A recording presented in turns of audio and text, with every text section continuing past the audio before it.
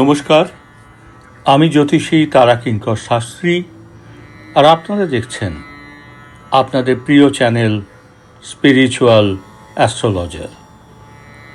তো আজকে আমরা আলোচনা করব 2026 সালের মার্চ মাসটি মেষ রাশির কেমন যাবে। তো 2026 সালের মার্চ মাসটি মেষ রাশির জাতক বা জাতিকাদের জন্য মিশ্র সম্ভাবনাময় একটি মাস হতে চলেছে। রাহু কেতুর অবস্থান এবং মাসের দ্বিতীয়ার্ধে গ্রহের পরিবর্তনের ফলে জীবনে যেমন গতির সঞ্চার হবে, তেমনি কিছু বিষয়ে সতর্ক থাকা কিন্তু বিশেষভাবে জরুরি। তো চলুন মার্চ মাস 2026-এর মেষ রাশির বিস্তারিত রাশিফল আলোচনা করি। তো প্রথমেই আলোচনা করব কর্মজীবন ও ব্যবসা সংক্রান্ত বিষয়ে। মাসের শুরুটা কাজের চাপে কাটতে পারে, তবে আপনার অধিপতি গ্রহ মঙ্গলের প্রভাবে সাহসিকতা কিন্তু বৃদ্ধি পাবে। যারা চাকরিজীবী কর্মক্ষেত্রে নূতন দায়িত্ব পেতে পারেন, তবে সহকর্মীদের সাথে অকারণে তর্কে কিন্তু জড়াবেন না। মাসের মাঝামাঝি সময়ে পদোন্নতি বা বেতন বৃদ্ধির যোগ কিন্তু রয়েছে। আর যারা ব্যবসায়ী, যারা আমদানি রপ্তানি বা বৈদেশিক বাণিজ্যের সাথে যুক্ত, তাদের জন্য এই মাসটি কিন্তু বেশ লাভজনক। নূতন বিনিয়োগের আগে অভিজ্ঞদের পরামর্শ কিন্তু নিতে ভুলবেন না। তো এরপর আসবো আর্থিক অবস্থা নিয়ে, অর্থাৎ ফাইন্যান্স কেমন যাবে সেই সংক্রান্ত আলোচনায়।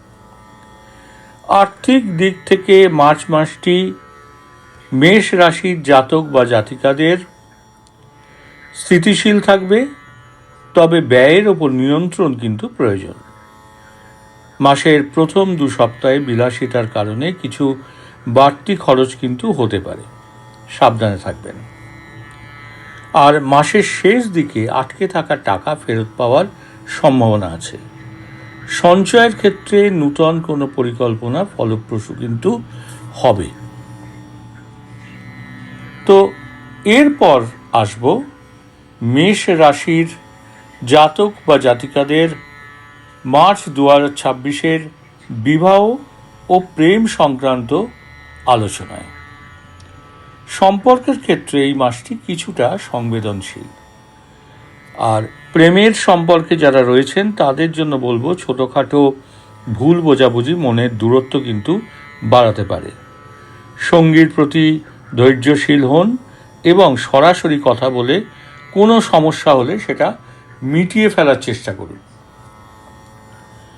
তো এরপর আসবো যারা বিবাহিত, তাদের বিবাহিত জীবন এই মাসটি কেমন যাবে। জীবন সঙ্গীর স্বাস্থ্যের প্রতি কিন্তু আপনাদের নজর দেওয়া বিশেষভাবে জরুরি।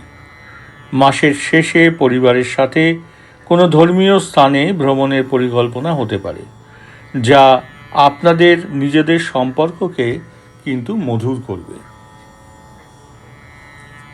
তো এরপর আসি স্বাস্থ্য সংক্রান্ত আলোচনায়। মেষ রাশির জাতক বা জাতিকাদের এই মাসে স্বাস্থ্যের প্রতি অবহেলা করা ঠিক হবে না।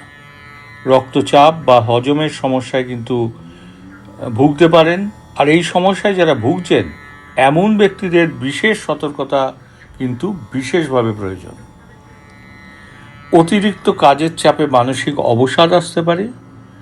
নিয়মিত যোগব্যায়াম এবং পর্যাপ্ত জলপান করা কিন্তু বিশেষভাবে জরুরি। এরপর আসবো শিক্ষা সংক্রান্ত আলোচনায়। শিক্ষার্থীদের জন্য এই মাসটি অত্যন্ত শুভ। বিশেষ করে যারা উচ্চশিক্ষা বা প্রতিযোগিতামূলক পরীক্ষায় প্রস্তুতি নিচ্ছেন, তারা ভালো ফলাফল আশা করতে পারেন। মনোনিবেশ করার ক্ষমতা কিন্তু এই মাসে আপনাদের বাড়বে। তো চলুন এরপর দেখে নিই এই মাসের গুরুত্বপূর্ণ তারিখগুলি মেষ রাশির জন্য এবং পরামর্শ কী। না, শুভ দিন হচ্ছে 3, 12, 20 19 এবং 29শে মার্চ। আবার বলি, শুভ দিন হলো 3, 12, 20, 21 এবং 29শে মার্চ। আর কোন দিনগুলি একটু সতর্ক থাকতে হবে না, 7, 8, 17 এবং 25শে মার্চ। আবার বলি 7, 8, 17 এবং 25শে মার্চ। আর শুভ রং কি এই মাসে না, লাল এবং উজ্জ্বল হলুদ। শুভ রং হলো লাল এবং উজ্জ্বল হলুদ। আর শুভ সংখ্যা 9, 18, 27। শুভ সংখ্যা কি না, 9, 18 এবং 27।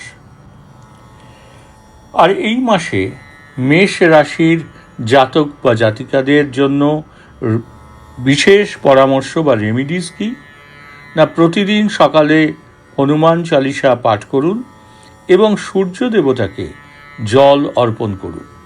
এতে মানসিক শক্তি বৃদ্ধি পাবে এবং বাধা বিপত্তি কিন্তু দূর হয়ে যাবে। তো আপনার রাশি যদি মেষ হয় তাহলে অতি অবশ্যই কমেন্ট করে সেটা আমাদের জানান। আর ভিডিওটি ভালো লাগলে ভিডিওটিকে লাইক, শেয়ার এবং সাবস্ক্রাইব করতে কিন্তু ভুলবেন না। আর নিচে থাকা বেল আইকনটি অতি অবশ্যই প্রেস করে রাখবেন পরবর্তী ভিডিওর নোটিফিকেশন পেতে। আজকের মতো এই পর্যন্তই। ভালো থাকবেন, সুস্থ থাকবেন। নমস্কার। ওম শান্তি, ওম শান্তি, ওম শান্তি।